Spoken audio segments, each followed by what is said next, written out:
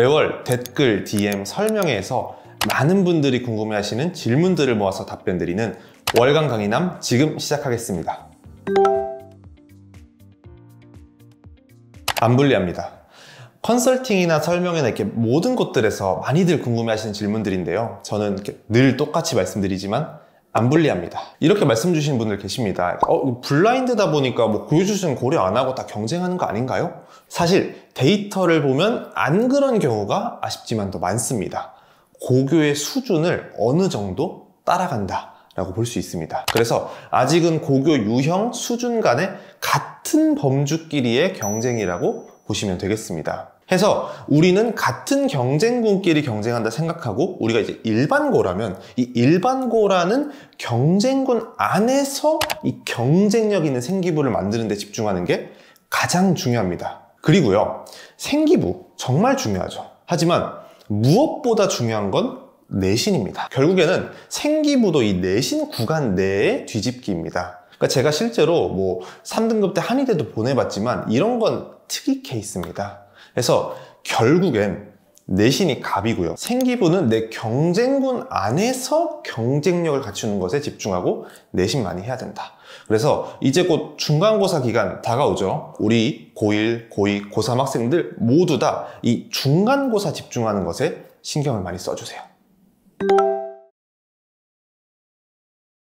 괜찮습니다. 학기 중에 기회가 생길 수 있으니까 우선 그 기회를 잡는 데 집중해주세요. 물론 학기 초에 진행하는 뭐 1인 1역할이라던가 반장, 부반장, 뭐 교과부장 이런 역할들 사실 좋은 역할이죠. 근데 학기 중에도 우리가 이 공동체를 챙길 수 있는 기회들은 충분히 많습니다. 예를 들어서 교과 수업 시간에 모둠 활동을 한다던가 아니면은 학교 내 행사 때문에 뭐 부스 운영을 한다던가 아니면 여기서도 뭔가 프로젝트성 활동을 한다던가 이런 기회들이 생길 때 뭐 모둠장, 프로젝트장 아니면 뭐 사소한 발표자 역할 이런 공동체를 챙길 수 있는 역할들은 충분히 많기 때문에 내가 학기 초에 못했다고 걱정해도 된다? 아니다. 충분히 우리가 학기 중에 기회가 생길 수 있으니 그 기회를 우리가 기억해뒀다가 잡으시면 충분합니다. 근데 이런 걱정하실 수도 있습니다. 그런데도 없는데요? 어떡하죠? 그런 경우에는요, 방금 말씀드렸던 뭐 반장, 부반장이나 뭐 1인 1역할 이런 대부분의 역할들이 학기제로 진행되는 경우들이 많습니다. 2학기를 노립시다. 대신 이번 학기는 역할이 없잖아요? 그렇기 때문에 이번 학기에는 뭐 수행평가나 탐구활동, 동아리활동 이런 역할 외의 활동 자체를 더 잘하기 위해 집중해주세요. 그리고 역할은 2학기 때 한번 맡아보자고요. 동아리 선택. 이 학기 초에 사실 어마어마하게 많이 질문 주시는 거고 아마 우리 학생, 학부모님들께서도 지금까지 고민하시는 분들 계십니다. 지금 끝내봅시다. 딱 정하겠습니다. 자, 우선은 우리 전공 진로가 명확하게 정해져 있다. 그러면 전공 진로에 맞는 동아리 들어가시면 됩니다. 뭐 예를 들어서 내가 생명과학과를 희망한다. 생명과학 동아리. 내가 경영학과 희망한다. 경영학 동아리. 나 미디어 희망한다. 미디어 동아리.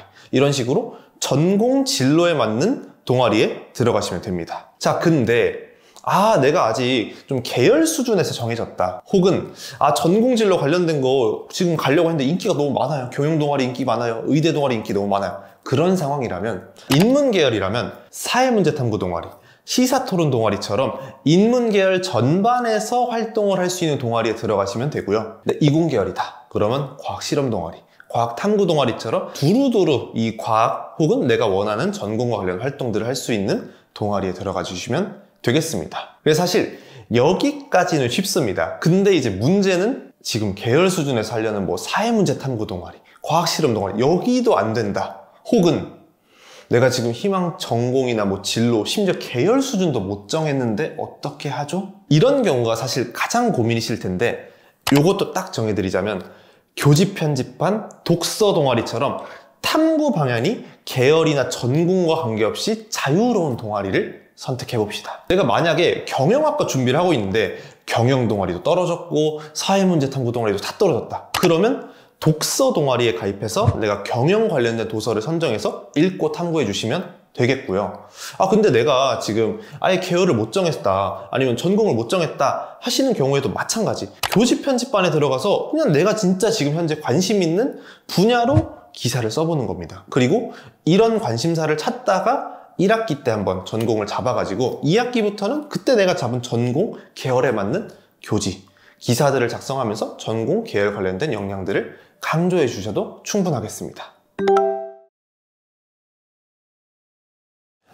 공동교육과정도 사실 고민을 많이 하시는 부분일 텐데, 일단 공동교육과정은 진행하면 긍정적이다, 평가상 유의미한 포인트인 것은 팩트입니다. 그래서 진행하시면 좋은데 주의할 게 있습니다. 공동교육과정이 좋다라고 얘기를 들어서 무리해서 이 공동교육과정 수강하느라 가장 기본적인 내신 생기부를 해치는 경우들이 있습니다. 예를 들어서 거리가 멀어요.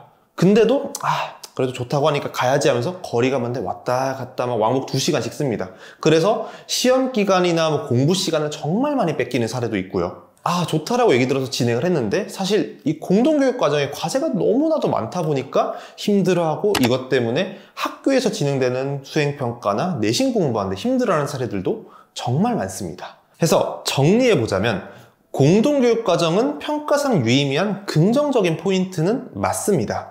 하지만 우리가 기본적으로 해야 될 내신이나 생기부에 지장이 가면서까지 하면은 안 된다. 그래서 내가 만약에 공동교육 과정을 한번 쭉 살펴봤을 때 뭐 거리도 그렇고 뭐 과제도 그렇고 내가 이거 내신이나 생기부 준비하는데 무리 없겠다?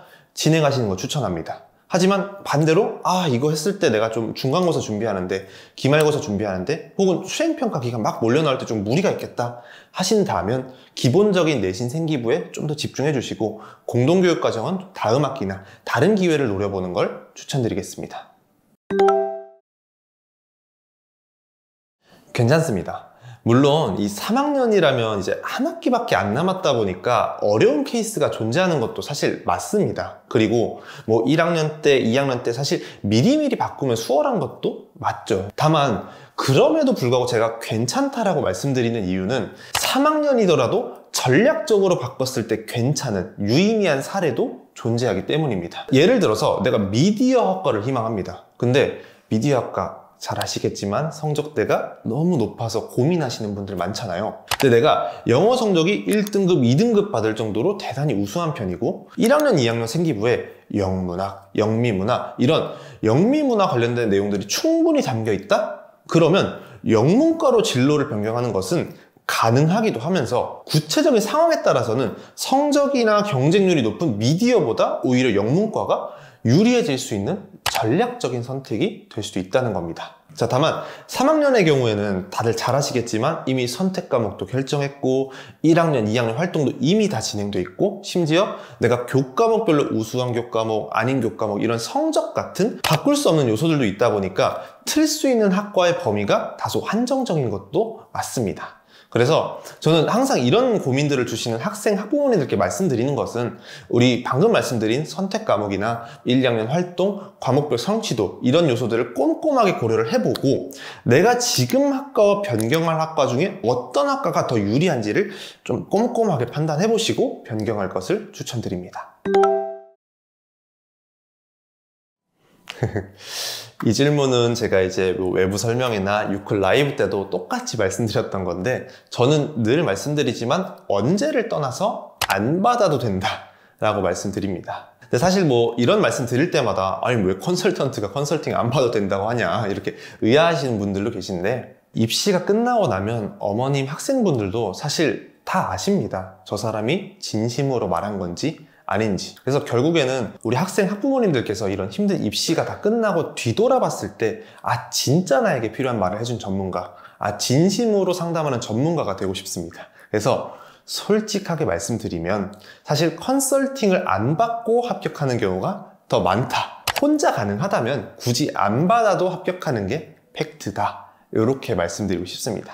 그래도 내가 좀 꼭 한 번은 받고 싶다 라고 한다면 학기를 시작할 때 또는 끝나고 방학 기간에 중간 점검으로 진단받는 거는 할만하다고 생각합니다.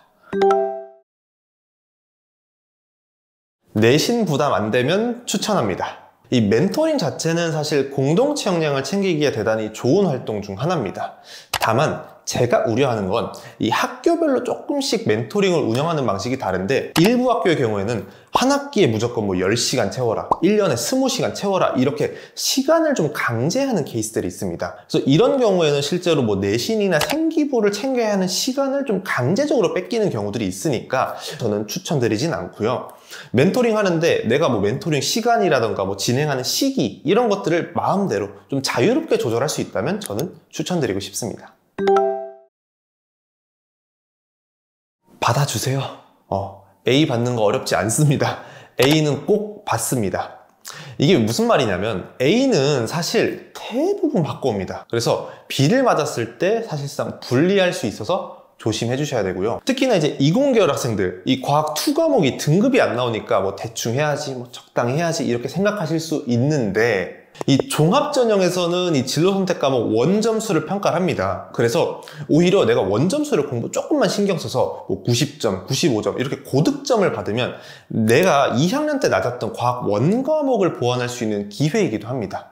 그래서 남들 안 할 때 조금만 신경 써서 90점, 95점 이상 맞아서 오히려 이 기회 요인으로 좀 살려보셨으면 좋겠습니다. 그러니까 A는 받아주시고요. 내가 조금만 더 신경 써서 90점에서 95점까지 받는 거, 컨설턴트는 추천드립니다. 입시 때문에 고민이 있다면 편하게 댓글 남겨주세요. 다음 이 시간에도 최대한 함께 해결하겠습니다. 입시의 마지막 순간까지 화이팅입니다.